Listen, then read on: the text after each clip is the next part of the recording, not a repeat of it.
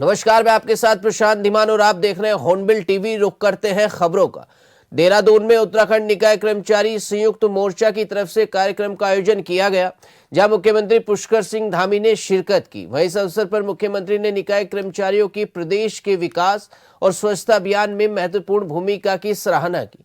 उन्होंने कर्मचारियों को जायज मांगों पर सकारात्मक विचार करने का आश्वासन देते हुए कहा कि सरकार निकाय कार्मिकों के हित के संरक्षण के लिए प्रतिबद्ध है। वहीं कार्यक्रम को संबोधित करते हुए सीएम ने पूर्व की सरकार पर सियासी हमला किया।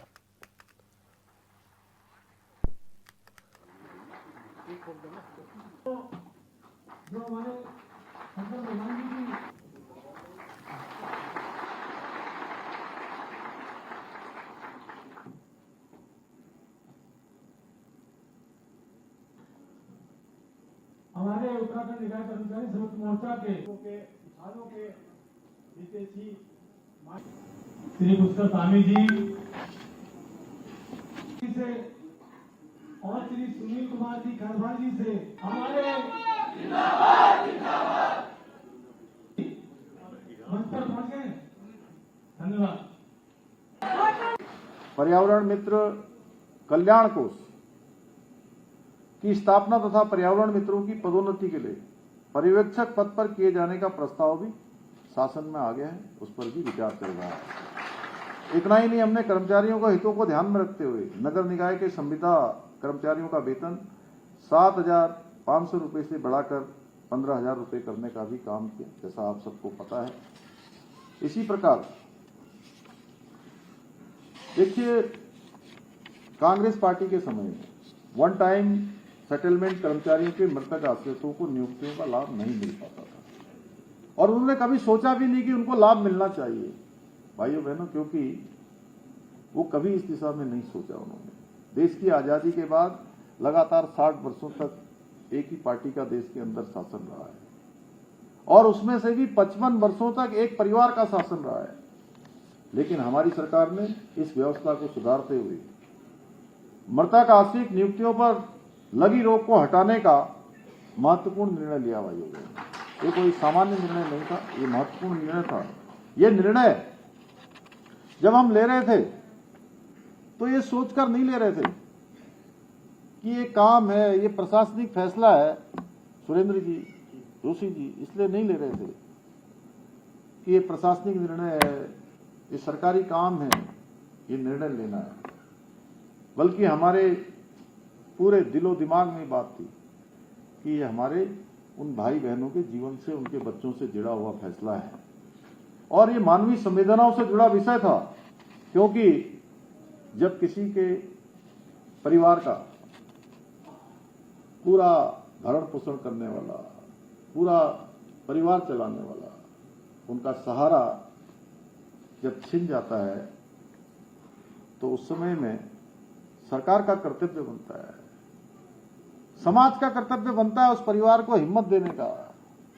लेकिन सरकार की भी जिम्मेदारी होती है कि उस परिवार के साथ खड़ी हो और खड़ी होकर उस परिवार को आगे बढ़ने के लिए जो जरूरी सहायता है वो सहायता उनको मिलनी चाहिए और हम उस परिवार के साथ मजबूती से खड़े रहे। ये सरकार ने अपने फैसले से ये सिद्ध किया है भाइयों बहनों। इसके अलावा हमने लंबे समय से चले आ रहे उपनल कर्मियों को नियमितीकरण की मांग को पूरा करते हुए 10 वर्ष की सेवा दे रहे कर्मचारियों को नियमित करने का भी निर्णय लिया है।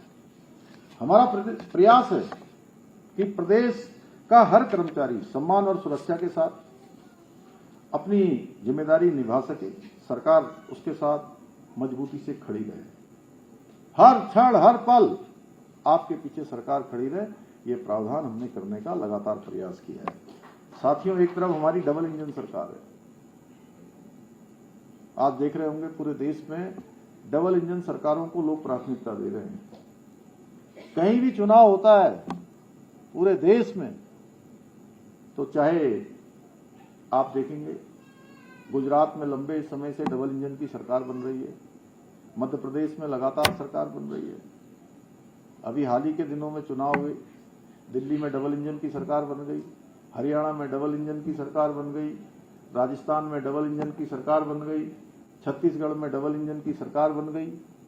महाराष्ट्र में डबल इंजन की सरकार बन गई, बिहार में भी अभी डबल इंजन की सरकार बन गई, क्योंकि डबल इंजन सरकारों के समय में विकास तेज गति से आगे बढ़ रहा है।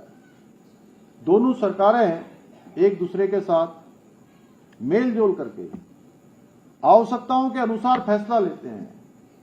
भारत की सरकार जो फैसला लेती है, राज्य की सरकार उसको धरातल पर उतारती है, और जो राज्य की सरकार की जरूरत होती है, भारत की सरकार उन योजनाओं को स्वीकृति प्रदान करती है, और पूरे देश की जनता इस बात को भली भांति समझ चुकी है। इसलिए भाइयों बहनों, हमारी डबल इंजन की सरकार भी हमारे सफाई कर्मचारी भाइयों बहनों को स्वच्छता दूत मानकर उनके लिए काम कर रही है। वहीं दूसरी तरफ जब कांग्रेस का शासन था, हमारे सफाई कर्मचारी भाई बहनों को केवल वोट बैंक समझा जाता था। कांग्रेस के राज्य में हमारे नगर निकाय के कर्मचारी अदृश्य थे, उनके लिए न तो कोई सुरक्षा के उपकरण थे उस समय, न स्वास्थ्य की चिंता थी, न भविष्य की गारंटी थी। और कांग्रेस ने हमारे कर्मचारी भाई बहनों को व्यवस्था के रहमो करम पर छोड़ दिया कि जैसी व्यवस्था चलेगी वैसा ही होता रहेगा। ये नहीं कि अपनी तरफ से कोई इनिशिएटिव नहीं लिया, कोई प्रयास उन्होंने नहीं किया। और जब जब कर्मचारियों ने अपना हक मांगा तो उन्होंने उन्हें सिर्फ कोरे आश्वासन, और कोई आंदोलन हुआ, धरना हुआ, प्रदर्शन हुआ तो उसको भी दबाने की कोशिश की। कभी बात करने पर विश्वास नहीं किया। भाइयों बहनों, उनके लिए सत्ता केवल परिवार सेवा का जरिया थी, क्योंकि उन्होंने हमेशा एक परिवार को जो है सर्वोपरि मानकर काम किया, जबकि हमारे लिए सत्ता कर्मचारी और जन सेवा का माध्यम है। ये सरकार जन सेवा का माध्यम है। भाइयों बहनों, कांग्रेस ने व्यवस्थाओं को दीमक की तरह चाटा, और हमने उन व्यवस्थाओं को मजबूत कर हमारे कर्मचारी भाई बहनों को मुख्य धारा से जोड़ने का काम किया है। क्योंकि हमारी सरकार का स्पष्ट मानना है, सशक्त कर्मचारी ही सशक्त व्यवस्था की नींव होते हैं। इसलिए साथियों, मैं आपको विश्वास दिलाना चाहता हूं कि हमारी डबल इंजन सरकार हमेशा आपके हितों की रक्षा के लिए और आपकी समस्याओं के निराकरण के लिए, उनके समाधान के लिए हमेशा प्रतिबद्ध रही है, और आगे भी पूरी संवेदनशीलता के साथ काम करेगी। वहीं मुख्यमंत्री पुष्कर सिंह धामी की उपस्थिति में मुख्यमंत्री आवास पर वाइब्रेंट विलेज कार्यक्रम के तहत भारत तिब्बत सीमा पुलिस बल और उत्तराखंड औद्योगिक परिषद के बीच एमओयू साइन हुआ, जिससे आईटीबीपी की उत्तराखंड में तैनात वाहिनियों को स्थानीय फल और सब्जियों की आपूर्ति सुनिश्चित की जाएगी। वहीं मुख्यमंत्री ने उत्तराखंड औद्योगिक परिषद और आईटीबीपी के बीच हुए समझौते पर ज्ञापन को राज्य के किसानों, स्थानीय उत्पादकों और सीमावर्ती क्षेत्रों के समग्र विकास की दिशा में एक अहम कदम बताया है। सीएम ने कहा है कि इस समझौते के जरिए राज्य में तैनात भारत तिब्बत सीमा पुलिस के जवानों को स्थानीय स्तर पर ताजे फल और सब्जियों की आपूर्ति सुनिश्चित की जाएगी।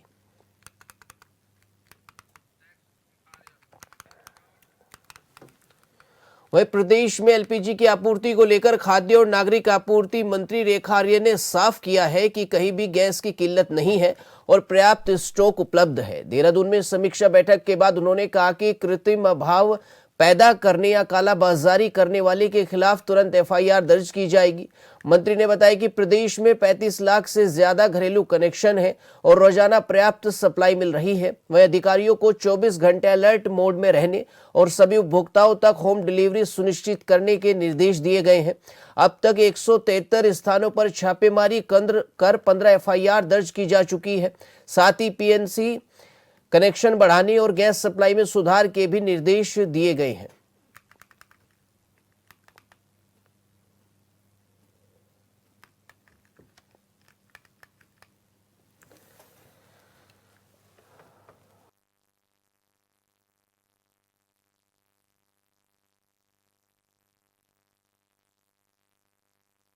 देखिए, मौजूदा हालात में आज के बैठक में जो मुख्य बिंदु मौजूदा हालात से लेकर अभी तक की अद्यतन स्थिति को लेकर जो है समीक्षा की गई है, जिसमें हमारे सभी 13 जनपदों के डीएसओस जुड़े रहे।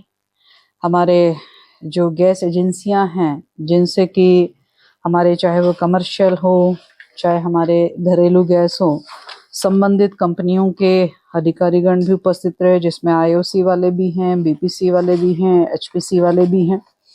उनके साथ में भी डीएसओज डिपार्टमेंट और जो समीक्षा रही उसको लेके पूरी तरीके से विषयों पे चर्चा की गई। हमारे यहाँ घरेलू गैस के जो कनेक्शंस हैं वो लगभग 35,55,559 हैं और हमारे जो व्यावसायिक गैस कनेक्शंस हैं वो 60,976 करीब हमारे गैस कनेक्शन हैं। तीनों को आईओसी, बीपीसी और एचपीसी के द्वारा जो है आच्छादित है और तीनों में से जो है यदि हम 30 मार्च तक में राज्य के पास में स्टॉक की बात करते हैं तो हमारे पास में 80,861 हमारे पास में घरेलू गैस का स्टॉक है। वहीं चारधाम यात्रा 2026 से पहले हेली सेवाओं के किराए को लेकर उठ रहे सवालों पर बीजेपी प्रदेश प्रवक्ता कुंवर जपेंद्र सिंह ने सरकार का पक्ष रखा है। उन्होंने कहा है कि 19 अप्रैल से शुरू हो रही यात्रा और 22 अप्रैल को केदारनाथ धाम के कपाट खुलने से पहले सरकार ने हेली सेवाओं के रेट तय किए हैं, जिनमें कुछ जगह हल्की बढ़ोतरी जरूरी है, लेकिन ये बढ़ोतरी बेहद सीमित और परिस्थितियों के अनुरूप है।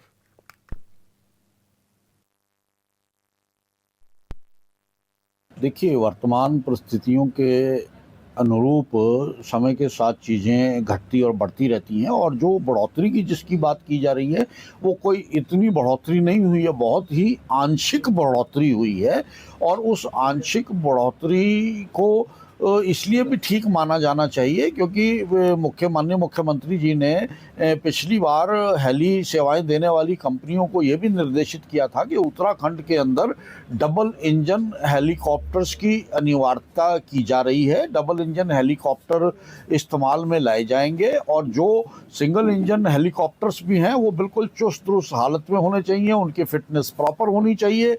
किसी भी तरह की दुर्घटना के लिए हेली सेवाएं जिम्मेवार पहले भी मानी गई हैं। बहुत सी ऐसी घटनाएं हुई हैं जहां हेली सेवाओं की अनियमितताएं सामने आई हैं। तो उत्तराखंड के युवा मुख्यमंत्री ने देश विदेश से आने वाले सभी तीर्थ यात्रियों की सुरक्षा के लिए जो हेली सेवाओं का उपयोग करते हैं, हेली सेवाएं देने वाली कंपनियों को निर्देशित किया था कि डबल इंजन हेलीकॉप्टर्स की अनिवार्यता को समझा जाए और जो हमारे तीर्थ यात्री हैं उनकी जान माल की सुरक्षा की दृष्टि से खिलवाड़ ना किया जाए।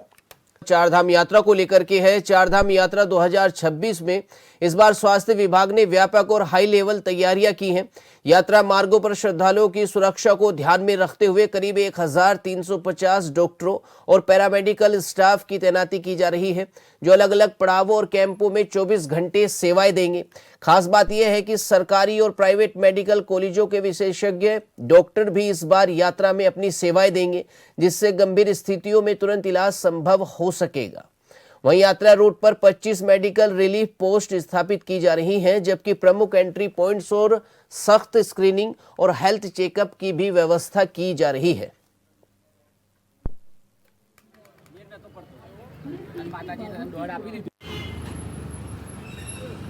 अभी चारधाम यात्रा हमारी शुरू होने वाली है 19 तारीख से और स्पेशली जो हम लोगों के जो हर साल की तरह जैसे तैयारी हमारी होती है वो तैयारी हमारी चल रही है और काफ़ी कुछ हो चुकी है। तो डॉक्टर्स जो हमारे टोटल डॉक्टर्स हमारे लगते हैं ये ट्रांजिट और हमारे जो है चारधाम के जो डिस्ट्रिक्ट्स हैं उसमें हम डॉक्टर एंड पैरामेडिकल जो है वो लगभग हमारे 1350 करीब लगते हैं। तो वो ड्यूटी हमारी लग चुकी हैं और विशेषज्ञों की भी हम लोगों ने लगा दी है। स्पेशली जो है मेडिकल कॉलेज वालों ने भी हमें सपोर्ट किया इस बार, private and government medical college से। और दूसरी चीज़ हमारी जो जितने MRPs हैं, हमारी टोटल जो MRP 25 हमारी चारधाम में रहती हैं, तो वो भी हमारे कहाँ कहाँ लगने हैं, जैसे लास्ट ईयर लगे थे उसी हिसाब से हम लोगों की तैयारी है।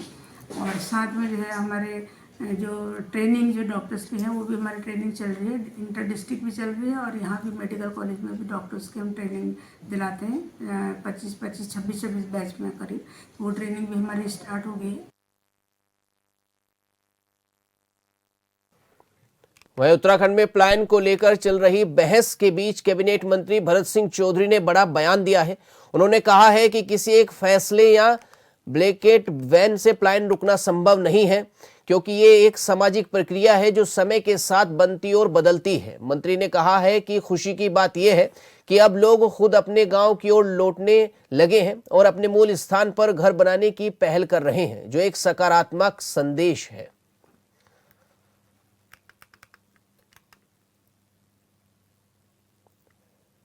देखिए ये कोई इसमें ब्लैंकेट बैन हम लगा दें और पलायन रुक जाए, इस बात की संभावनाएं बहुत कम हैं। कोई भी सामाजिक परंपरा है, उसको बनने में भी बरसों लगते हैं और उसको टूटने में भी बरसों लगते हैं। मुझे बेहद खुशी है कि इस समय बजाय इसके कि हम किसी को प्रेरित करें, एक स्पॉन्टेनिटी के साथ, एक स्वतः स्फूर्त भावना से जो पहाड़ के लोग हैं वो अपने घरों की तरफ लौट रहे हैं और कम से कम हर व्यक्ति अपने गांव में, अपने मूल स्थान पर अपना आवास बनाने का प्रयास कर रहा है। ये एक बहुत अच्छा ट्रेंड है। ये प्रवृत्ति अगर जारी रहती है तो आने वाला समय जो है बहुत। दूसरी बात, जिन वजह है उससे पलायन हो रहा था, रेल कनेक्टिविटी आने वाले 2 सालों में बहुत ही शानदार करण प्रयाग तक हो जाएगी।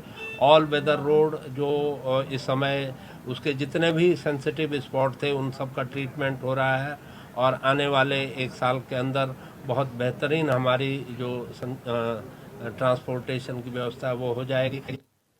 वहीं कांग्रेस में टिकट को लेकर बढ़ती दावेदारी और उपनेता प्रतिपक्ष भुवन चंद्र कापड़ी ने बयान दिया है।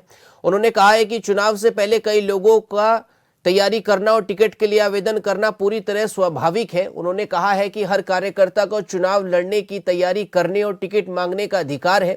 ये केवल कांग्रेस ही नहीं बल्कि सभी दलों में होता है। कापड़ी ने कहा है कि पार्टी उसी उम्मीदवार को मैदान में उतारती है जो सबसे मजबूत होता है और जिसके जीतने की संभावना अधिक होती है। उन्होंने आगे कहा कि टिकट फाइनल होने के बाद सभी कार्यकर्ताओं की जिम्मेदारी होती है कि वे एकजुट होकर पार्टी के प्रत्याशी का समर्थन करें और उसे जिताने के लिए काम करें।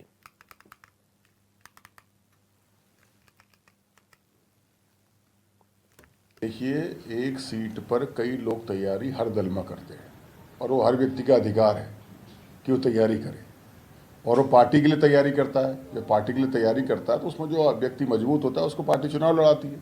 ये देखिए, टिकट से पहले अपने लिए टिकट मांगना, चुनाव के लिए आवेदन करना, ये सबका अधिकार है और ये सभी दलों में होता है। ये कोई स्पेसिफिक कांग्रेस में नहीं है। और उसके बाद टिकट के बाद सबको एकजुट होकर जिसे पार्टी समर्थित करती है उस व्यक्ति के साथ पार्टी को जो है टिकट जिसे दिया जाता है उसके साथ सबको लगना और उसे जिताना जिम्मेदारी बनती है। तो इसलिए इस बात का उससे कोई सरोकार नहीं है कि ज़्यादा लोग टिकट मांग रहे हैं। वहीं थराली नगर पंचायत के भेटा वार्ड के सिमल सैंड में वरदान संस्था की ओर से स्वास्थ्य चौपाल का आयोजन किया गया। कार्यक्रम के जरिए आमजन को स्वच्छता, स्वास्थ्य, कूड़ा प्रबंधन की जानकारी देने के साथ ही स्वच्छता के प्रति जागरूक किया गया। इस दौरान वरदान संस्था के अध्यक्ष विनोद रावत और सचिव अनिल चंदोला ने आमजन को शारीरिक स्वच्छता की जानकारी दी है।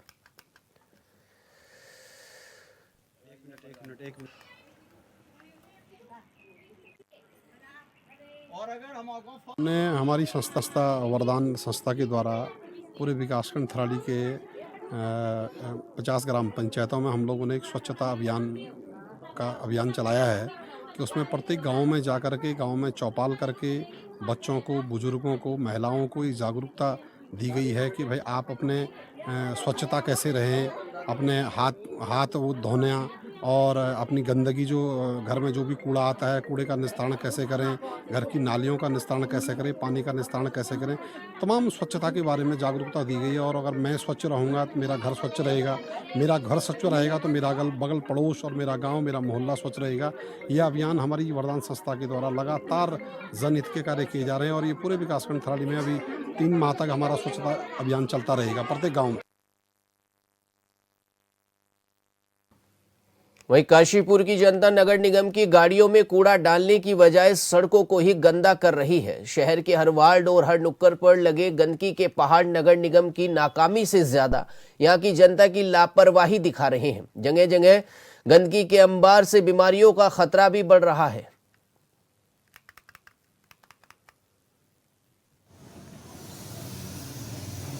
देखिए, नगर निगम लगातार सफाई व्यवस्था को दुरुस्त करने के लिए कार्य किए जा रहे हैं नगर निगम द्वारा। इसमें आईसी एक्टिविटी के थ्रू हमारे द्वारा कई बार नुक्कड़ नाटक किए गए हैं और स्कूलों को भी अप्रोच किया गया, ब्रांड एम्बेसडर्स भी बनाए हैं जो कि लोगों को जागरूक करते हैं कि भई कूड़ा रास्ते में ना फेंके, रोड के किनारे ना फेंके। हमारी गाड़ी डोर टू डोर लाती है और वहाँ पर डस्टबिन्स भी हैं, 6 तरह के हमने डस्टबिन लगा रखे हैं गाड़ी में भी। तो जो लोग रास्ते में कूड़ा फेंकते हैं, उनके खिलाफ हम चालानी कार्रवाई भी कर रहे हैं। देखिए, सिविक सेंस डेवलप करने में थोड़ा-सा टाइम लगता है, धीरे-धीरे सब जागरूकता बढ़ेगी तो ये सब ठीक हो जाएगा और नगर निगम इसके लिए लगातार प्रयास होने में थोड़ा-सा टाइम लगता है। जन जागरूकता और सिविक सेंस डेवलप करने में सोसाइटी में थोड़ा-सा टाइम तो लगता है। धीरे-धीरे ये आदत बन जाएगी तो निसंदेह लोग इससे जागरूक भी हो जाएँगे तो और सड़क में कूड़ा रास्ते में कूड़ा डालने की बजाय जो हमारी गाड़ियाँ आ रही हैं उसमें कूड़ा डालेंगे और काशीपुर को स्वच्छ रखेंगे।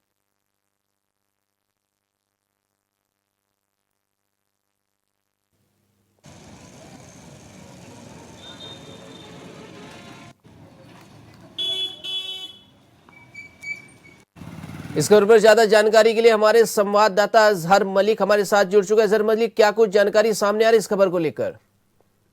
जी बिल्कुल, मैं आपको बता दूं कि काशीपुर की तस्वीरें इन दिनों बदहाली की गवाहियां देती हुई दिखाई दे रही। जगह जगह हर 40 वार्डों से काशीपुर घिरा हुआ है और काशीपुर के 40 वार्डों में हर जगह कूड़े के अंबार कहीं ना कहीं लगे हैं।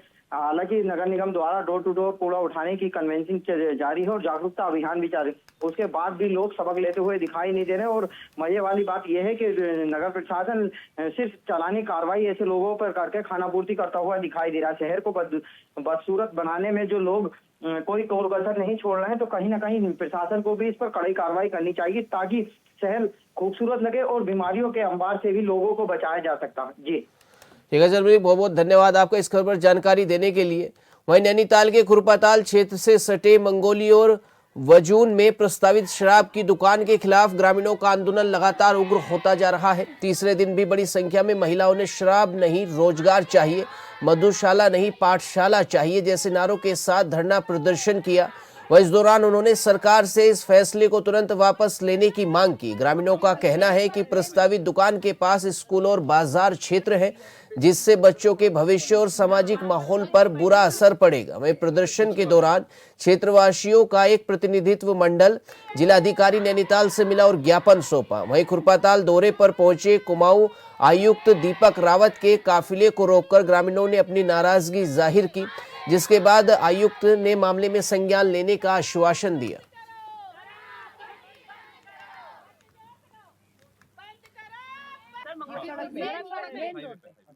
केवल एक व्यक्ति विशेष की लड़ाई नहीं है, ये गांव के अस्मिता को, गांव को बचाने की लड़ाई है।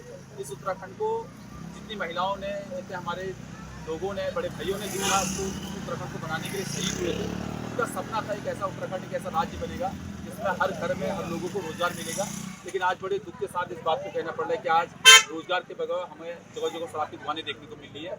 और ये वही महिलाएं हैं, ये वही औरतें हैं जिन्होंने उत्तराखंड को राज्य को लड़ने में शहीद भी हुई थी और आज फिर ये इस उत्तराखंड के अस्मिता को, पहाड़ की अस्मिता को बचाने के लिए लड़ाई लड़ रही है। और निश्चित रूप से जब महिला एक शक्ति ठान लेती है, उसके इरादे इतने मजबूत होते हैं, चाहे वो शराब की कैसी दुकानें हो, उनको हटने में मजबूर होना पड़ता है।